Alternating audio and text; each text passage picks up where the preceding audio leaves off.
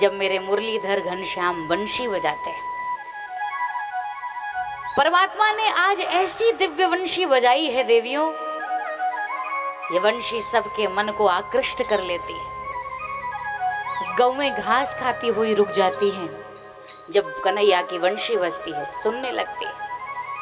आज पक्षी जो कलरव कर रहे हैं वो शांत भाव से बैठ करके सिर्फ और सिर्फ मुरलीधर घनश्याम की वंशी सुनने लगते हैं। इस वंशी में इतना जादू है कि जब मेरे मुरलीधर घनश्याम वंशी बजाते हैं तो सब अपनी सुधि बिसरा देते हैं, सबको देह तक की सुधि नहीं रहती। और सच्चाई तो यह है, इस वंशी से जलने वाली भी कोई है और कोई और नहीं, बल्कि ये गोपियां वंशी से जलती हैं बहुत। गोपियां वंशी से कहती हैं ये हमारी सौत है। और इसको देखो ना कैसे कान्हा के अधरों पर लेट करके, और कान्हा ऐसे वंशी बजा रहे हैं लगता है इसके पांव दबा रहे हो बैठ करके, और कन्हैया के अधरों पर लेट करके पांव दबवाने का काम करती।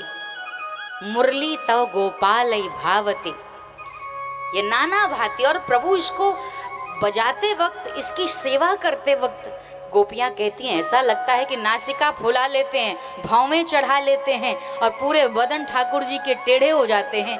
और ऐसा लगता है इसकी सेवा करते वक्त इनके सामने जो भी आए लगता है कि क्रोध कर रहे हैं कन्हैया दूसरे के ऊपर, इसी से बस उन्हें प्रेम है और कुछ नहीं। बहुत जलती हैं ये।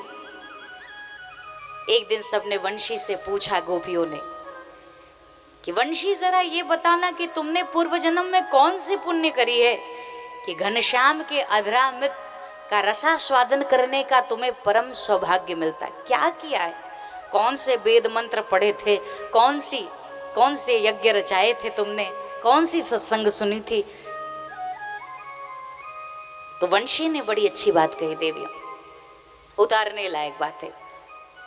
वंशी ने कहा मुझको पता नहीं है कि पूर्व जन्म में मैंने कौन सा पुण्य किया था, मैंने यज्ञ रचाया था अथवा नहीं, मैं सत्संग सुनती थी या नहीं, मुझे कुछ भी पता नहीं है। लेकिन हाँ, इस जन्म की मुझे एक खास बात याद है। कौन सी बात? तो मुरली बताती है कि दरअसल जब मेरा ठाकुर मुझे अपने हाथ से उठाता है, अपने अधरों पर लगाता है, तो वो फिर चाहे जो राग बजाए, फिर मैं ये नहीं कहती कि मैं यमन नहीं बजूंगी, वो यमन बजाए तो वैसा बजना शुरू हो जाती, वो शिवरंजनी बजाए तो मैं वैसा बजना शुरू हो जाती, वो भैरव बजाए, भैरवी बजाए, मालकोश बजाए, केदार बजाए, वो जिस राग को मुझे अपने अधरों पर लेकर बजाता है, फिर मैं अपनी इच्छा छोड़कर उसी के रंग में रंग जाती हूँ और मैं वैसे ही बोलना शुरू कर देती। यानी मेरी अपनी कोई इच्छा नहीं है, परमात्मा मुझे जैसा चलाना चाहते हैं मैं वैसा चलती।